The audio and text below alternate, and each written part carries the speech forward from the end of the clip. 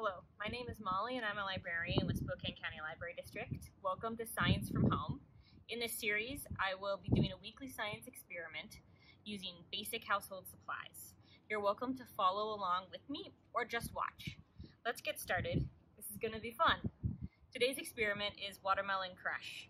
To do this, you really only need a couple of things. You need a watermelon and a bunch of rubber bands.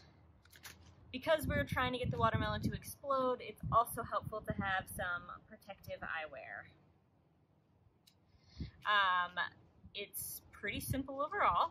You just put rubber bands around the watermelon until eventually it will explode. Let's give it a try.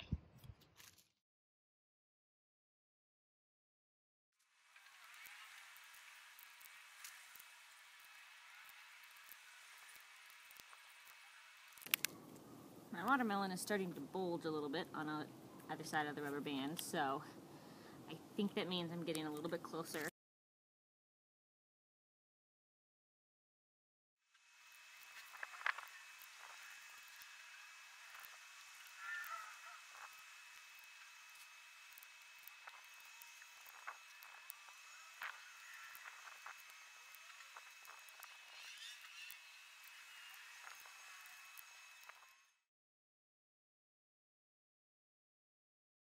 The top of the watermelon has cracked. I don't know if that means it's going to actually explode soon, or if the juice is just going to slowly come out and release the pressure so that it will not explode in the end.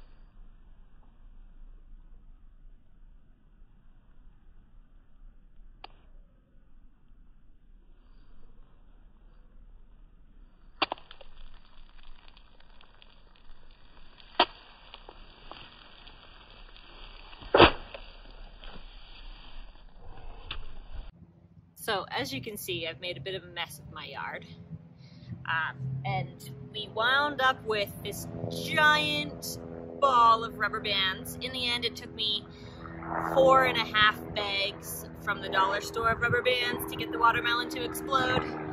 And then we've got this delicious watermelon to eat now.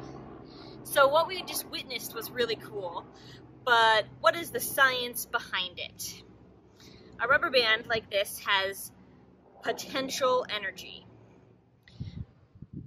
This regular rubber band is sitting here not doing very much, but despite that, it still has the potential energy, which means it has energy that is stored inside of it, especially when I stretch the rubber band. Now, when I let go of the rubber band, we all know what's going to happen. It'll fly across the yard. That potential energy, the energy that has been stored up inside the rubber band, becomes kinetic energy when I release it.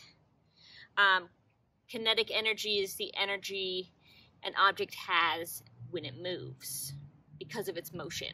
So what we just saw was we built up so much potential energy, so much energy stored in the rubber bands around the watermelon that ultimately the rind just couldn't take it. And the moment the potential energy turned into kinetic energy is the moment the watermelon exploded, because the rubber bands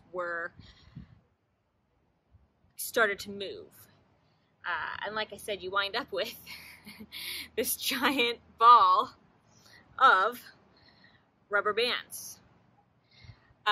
Thank you so much for joining us for Science from Home, and we hope to see you again.